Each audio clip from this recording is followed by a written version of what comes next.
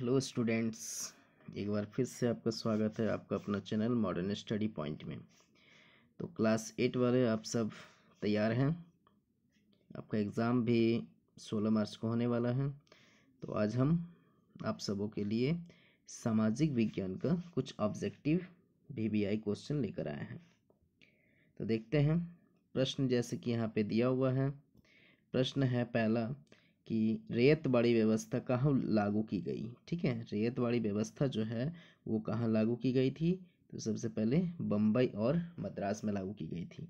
अगला प्रश्न है भारत के प्रथम गवर्नर जनरल कौन थे। तो इसका आंसर जो होगा वो हो जाएगा वॉरेन हेस्टिंग्स। तीसरा प्रश्न है बक्सर युद्ध के समय मुगल बादशाह कौन था। मुगल बादशाह जो है बक्सर युद्ध के समय कौन था। इसका आंसर हो जाएगा दूसरा शाह आलम द्वितीय। चौथा प्रश्न है पुर्तगाल भारत में सबसे पहले कहाँ पहुँचे। पुर्तगाल जो है सबसे पहले कालीकट पहुँचा था। ठीक है,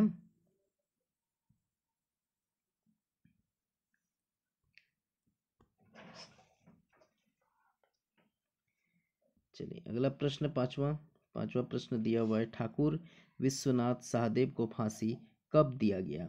तो ठाकुर विश्वनाथ सहदेव जो है उसको 16 अप्रैल 1858 को फांसी दी गई थी। अगला प्रश्न है 6 नंबर का कि महात्मा गांधी के राजनीतिक गुरु कौन थे। महात्मा गांधी के राजनीतिक गुरु थे गोपाल कृष्ण गोखले। अगला है 7वां नंबर नव जागरण का अग्रदूत किसे कहा जाता है। ठीक है, नव जागरण का अग्रदूत किसे कहा जाता है। तो इसका आंसर हो जाएगा राजा राम मोहन राय। इस वीडियो में आपको 50 क्वेश्चन ऑब्जेक्टिव मिलेंगे। ठीक है, तो वीडियो के अंत तक आप बने रहें। अगला प्रश्न देखते हैं 8वां नंबर झारखंड में पहला हॉकी टीम बनाने का श्रेय किसे दिया जाता है। ठीक है, पहला हॉकी टीम जो है बनाने का श्रेय किसे दिया जाता है। तो इसका आंसर हो जाएगा एडवर्ड हैमिल्टन व्हिटली। ठीक है, अगला 9 नंबर का प्रश्न दिया हुआ है कि 1857 ईस्वी के विद्रोह के समय भारत का गवर्नर जनरल कौन था। ठीक है, इसका आंसर हो जाएगा आपका लॉर्ड कैनिंग। अगला 10 नंबर का प्रश्न है स्वामी विवेकानंद का बचपन का नाम क्या था। तो उनका बचपन का नाम था नरेंद्र नाथ दत्त। ठीक है, चलिए अब जाते हैं हम 11 नंबर का प्रश्न देखते हैं। 11 नंबर का प्रश्न दिया हुआ यहाँ पे दयानंद एंग्लो स्कूल की स्थापना किस संस्था के द्वारा की गई। ठीक है, तो 11 का जो आंसर है वो हो जाएगा आर्य समाज। अब 11 के बाद 12वां प्रश्न देखते हैं। चलिए 12वां प्रश्न में जाते हैं। 12वां प्रश्न दिया हुआ यहाँ पे नील दर्पण नाटक के रचनाकार कौन है। तो नील दर्पण जो है उनका रचनाकार जो है दीनबंधु मित्र थे। अगला है 13 नंबर का प्रश्न जलियांवाला बाग हत्याकांड कब हुआ था। तो ये सभी को पता है ना। जलियांवाला बाग हत्याकांड जो है वो कब हुआ था। तो वो हुआ था 13 अप्रैल 1919 को हुआ था। 14 नंबर प्रश्न जाते हैं। इसमें है खेरवार विद्रोह की शुरुआत जो है वो किसने किया था। खेरवार विद्रोह जो है वो नीलंबर और पीताम्बर ने किया था। 15 नंबर प्रश्न है स्वराज मेरा जन्मसिद्ध अधिकार है इसे मैं लेकर रहूंगा यह कथन किसने कहा, है ना। तो यह कथन किसने कहा था। तो 15 नंबर का आंसर हो जाएगा तीसरा बाल गंगाधर तिलक। ठीक है, किसने कहा था, बाल गंगाधर तिलक ने। 16 नंबर का प्रश्न है विधवा पुनर्विवाह कानून किसने लागू किया। विधवा पुनर्विवाह जो कानून है वो किसने लागू किया था। तो वो किया था लॉर्ड डलहौजी ने। 17 नंबर का प्रश्न है जयप्रकाश नारायण भारत छोड़ो आंदोलन के समय किस जेल में बंद थे। ठीक है, तो जयप्रकाश नारायण जो है वो भारत छोड़ो आंदोलन के समय हजारीबाग केंद्रीय जेल में बंद थे। 18 नंबर का प्रश्न आता है। 18 नंबर का प्रश्न दिया हुआ यहाँ पे कि रंगीन छापे कपड़े तैयार करने वाले कारीगर को क्या कहा जाता है। जो रंगीन छापे कपड़े जो तैयार करते थे उनको वो जो कारीगर होता था उन्हें क्या कहा जाता था। तो उन्हें कहा जाता था छापाकार। अगला 19 नंबर है जलग्रह किसे कहा जाता है। जलग्रह कहा जाता है पृथ्वी को, क्योंकि पृथ्वी ही एकमात्र ऐसा ग्रह है जहाँ पे जल मौजूद है। ठीक है, चलिए अगला जाते हैं 20 नंबर में। कह रहा है कि निम्न में से कौन संभाव्य संसाधन है। संभाव्य संसाधन, निम्न में से कौन संभाव्य संसाधन है। तो इसका आंसर हो जाएगा 20 का 1 नंबर, केरल में मोनोजाइट। ठीक है, केरल का जो मोनोजाइट है वो संभाव्य संसाधन में रखा गया है। 21 नंबर का प्रश्न दिया हुआ है कि भारत में संपूर्ण उत्तर मैदान बना है। भारत का जो संपूर्ण उत्तर मैदान है वो कौन सा मृदा से बना है। तो इसका आंसर हो जाएगा जलोढ़ मृदा। ठीक है, जलोढ़ मृदा से भारत का जो उत्तरी मैदान है वो बना हुआ है। चलिए भाई 21 के बाद पहुंचते हैं 22 नंबर में। 22 नंबर का प्रश्न जो है वो क्या दिया हुआ है। 22 नंबर का प्रश्न है कि जिन खनिजों को निकालने के लिए गहन कूपों की खुदाई की जाती है वह विधि क्या कहलाती है। तो उसका आंसर क्या होगा। उसका आंसर हो जाएगा 22 का 2 नंबर, प्रवेधन। ठीक है, क्या कहलाएंगे, क्या आंसर हो जाएगा, प्रवेधन। अगला पहुंचते हैं 23 नंबर में। 23 नंबर में है कि नवामुंडी, गुआ, किरीबुरु आदि किस खनिज का प्रमुख केंद्र है।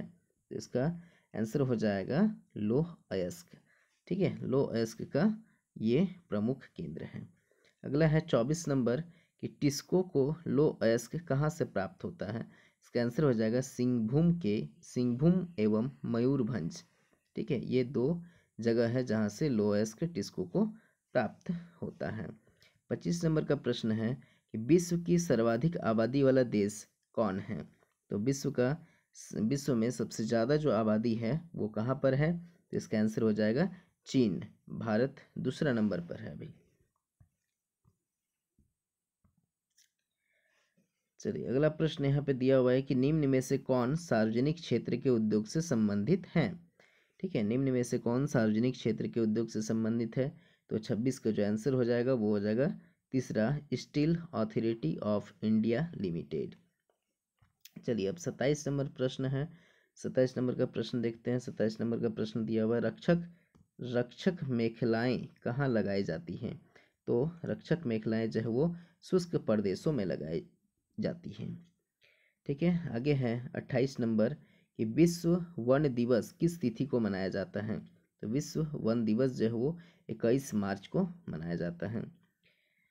आगे है 29 नंबर का प्रश्न।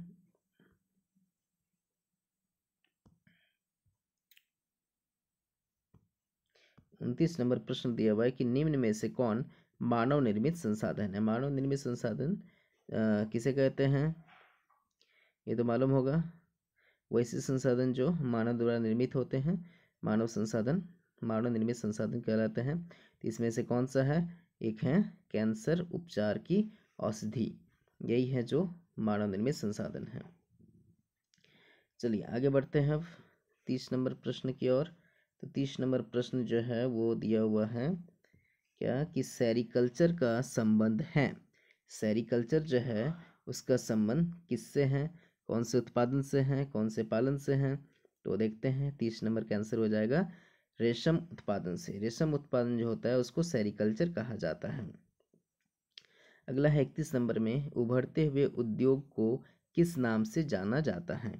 उभरते हुए उद्योग को सूचना प्रौद्योगिकी उद्योग के नाम से जाना जाता है। चलिए अब 32 नंबर का प्रश्न देखते हैं। 32 नंबर का प्रश्न दिया हुआ है कि आर्थिक क्रियाएं कितनी प्रकार की होती हैं। आर्थिक क्रियाएं, इसका ऑप्शन यहाँ पे है, देखिए ऑप्शन है यहाँ पे 2, 3, 4 एवं 5। तो इसका आंसर जो हो जाएगा वो हो जाएगा क्या, 5, है ना। 5 सही आंसर हो जाएगा 5। 32 का 5 हो जाएगा आंसर। चलिए 33 नंबर पहुंचते हैं। कपास की खेती के लिए कौन सी मिट्टी उपयुक्त होती है। तो कपास की खेती के लिए काली मिट्टी जो है वो उपयुक्त होती है। 34 नंबर प्रश्न है, स्वामित्व के आधार पर उद्योगों को कितने भागों में बांटा जाता है। ऑप्शन 2, 3, 4 या 5 भागों में बांटा जाता है। तो आपका आंसर क्या आएगा, आंसर आ जाएगा 4 भागों में, आंसर 3 हो जाएगा। ठीक है, चलिए आगे देखते हैं। 35 नंबर का प्रश्न दिया हुआ है, सुनहरा रेशा किसे कहा जाता है। सुनहरा रेशा कहा जाता है जूट को।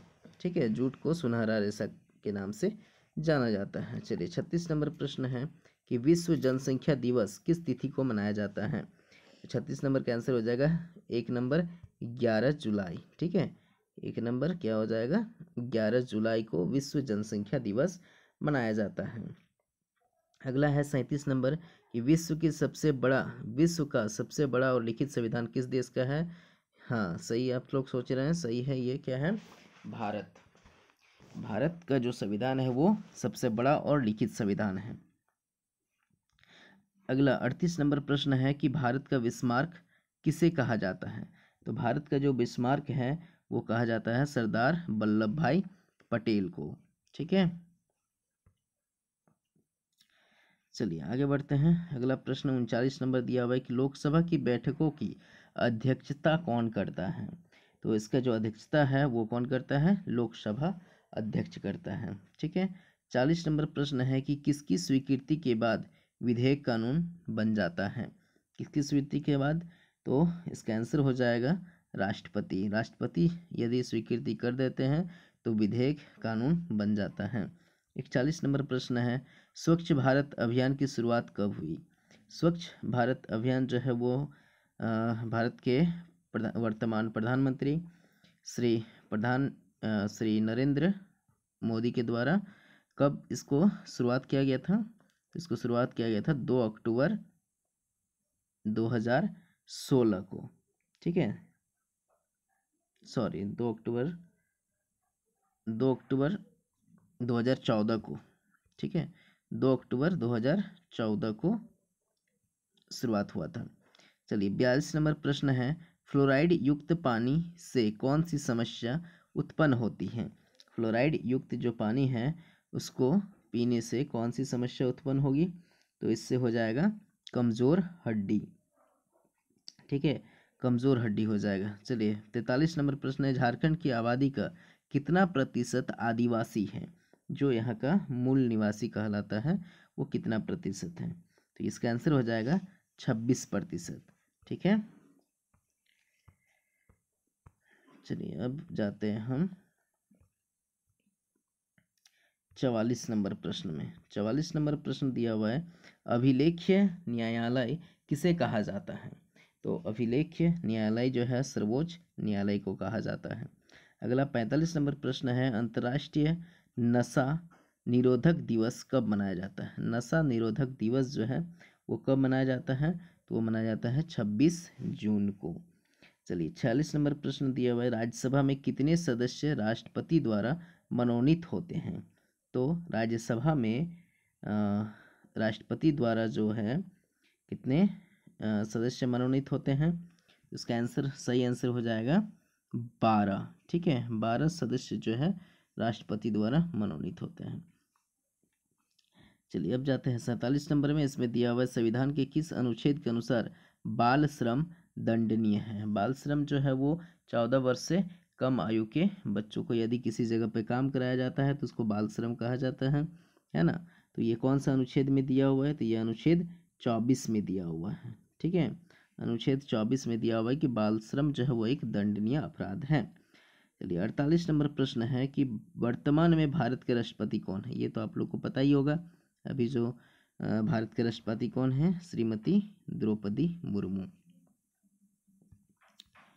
चलिए अगला प्रश्न है यहाँ पे 49 नंबर कि इंदिरा आवास योजना का परिवर्तित नाम क्या है। तो इसका नाम है प्रधानमंत्री आवास योजना। 50 नंबर जो अंतिम प्रश्न है इसका आंसर हो जाएगा जो छूने योग्य नहीं हो सकता है ना, जो छूने योग्य नहीं हो क्या कहलाता है, तो उसको अस्पृश्य कहलाता है। ठीक है, यदि आपको वीडियो अच्छा लगा हो तो लाइक और सब्सक्राइब जरूर कीजिए और अपने दोस्तों के साथ से शेयर भी कीजिए। Thank you.